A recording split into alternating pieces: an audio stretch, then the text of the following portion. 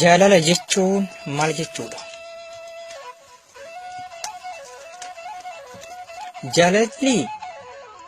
Jaalalli hundee jireenya ilma namaati. Jaalalli utubaa jireenya dhala namaati. Jaalalli akka meeshaatti gabayaa bahanii wanta bitachuu yookaan immoo gurgurachuu hin dandeenyedha. Maallaqni bara maateeriyaalii yookiin meeshaa bita malee jaalala bituu hin danda'u. Jaalalli hireedha. Hireen hiriyaadha. Hiriyaan kennaadha.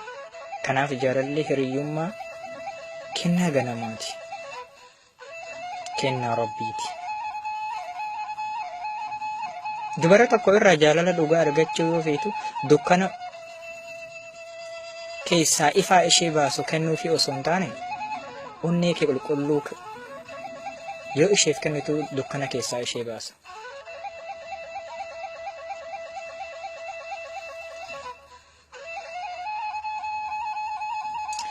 Jaalala dhugaa carraadha. Hin argamu. Argamnaan dhaabbachuu hin danda'u.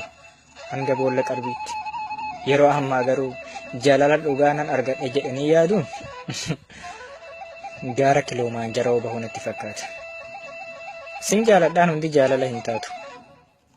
Namni tokko sin jaaladhaa jedhee si dhungateef yookaan immoo sin jaaladha jedhee si kokkolfee jaalala ta'uu hin danda'u gonkumaa. Maaliif? Namni tokko waan si jaalate fakkaate si dhungatee yookaan immoo sin jaaladha sin jedhee keessaan du'a kee tamanya'uu danda'a waan ta'eef hubachuudha qaba. Jaalachuun laaftuudha. Garuu nama jaalatan amansiifachuutu xiqqoo ulfaata malee. Jaalala dhugaa bakakkaadha yookaan immoo qarcaasuu jechuudha. Al tokko sidha.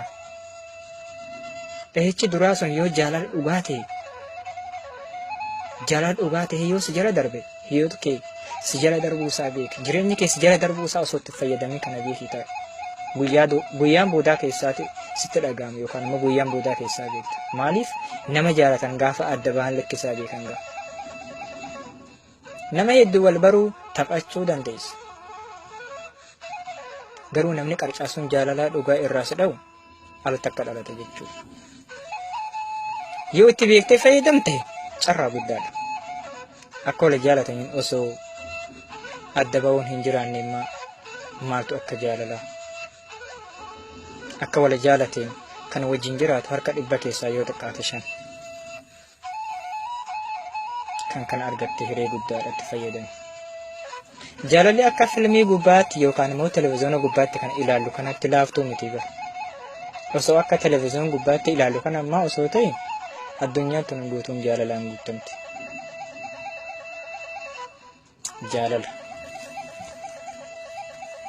Jaalalli kennaadha. Kennaa ganamaati. Hiree kee jalqabaati.